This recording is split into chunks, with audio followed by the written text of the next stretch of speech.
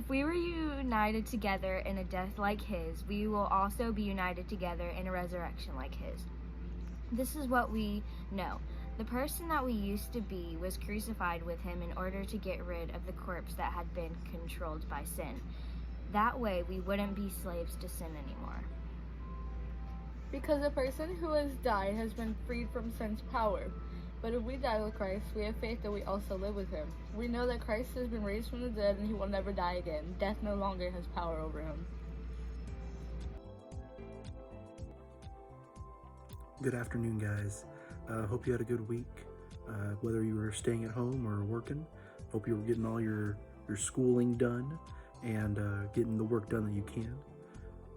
It is Holy Saturday, which is kind of a weird time because, Good Friday was yesterday, tomorrow's Easter. This day kind of gets lost in the mix, and it's hard to talk about just Saturday without referencing Friday or alluding to what's going to happen on Sunday. But on John 16:16 it says, "In a little while you won't see me anymore, but a little while after that you will see me again."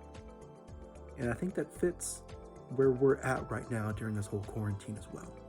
That it seems like everything is falling apart, everything is ruined, that nothing is going according to plan. And I have to think this is how the disciples felt on that Saturday. That the day before they saw their best friend be crucified. The man they had followed for 3 years, who did miracle after miracle, who did amazing things right in front of them, die. And when Jesus was on that cross and he said, "Tetelestai," or "it is finished," I think we see it as something different because we know what happens. It is finished. This is done. Now we can come back resurrected and pay for our sins. But I have to wonder if the disciples felt that when he said that it is finished, did they think that it's finished? Like this is it. And so while we're in Holy Saturday, I know I've been saying for this whole week that it's a time for reflection, but I think this truly is a time for reflection. And if you do feel Jesus calling on your heart, don't harden your heart. If you feel whatever it is you feel, let your heart break and let it be made new.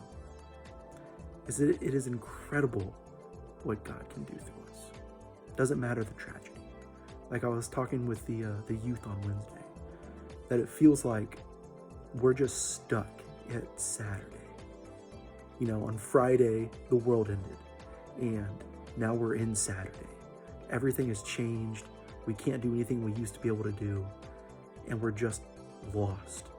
Like I'm sure the disciples felt on that Saturday. Lost.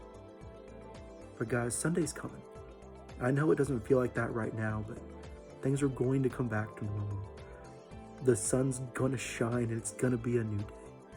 Whether that takes, a couple weeks, who knows? But the day is coming. It's going to return to normal. So on this Holy Saturday, I just ask that we be still. Still your wanting. Still your searching. Still your worries, your cares. Just be still and know that he is still God. That God is in your midst. The one who will save. The one who's going to give you gladness. Who's going to shower you in love. The one who's going to help quiet your worries. When I think about what happened on that Good Friday, the Bible says that greater love knows none than this, than one who lays his life down for his friends. And Jesus, being the perfect example, went one step further and laid his life down for his enemies. And I do mean laid his life down. A lot of people throw around that, Jesus was murdered. And I do not believe that. Murder means that your life was taken from you, whereas Jesus willingly laid it down. that while he was being mocked on the cross, that if you are God, if you are who you say you are, then why don't you come down? And that God, withholding all of the power that he had, said that you were worth it. That whatever I have to go through is worth it. And I wonder that when Jesus was carrying the cross up to Golgotha, with everyone screaming and mocking and booing, did he think of time before time and going back to the conception of creation and thinking that, man, this is all gonna be worth it. This is all worth it.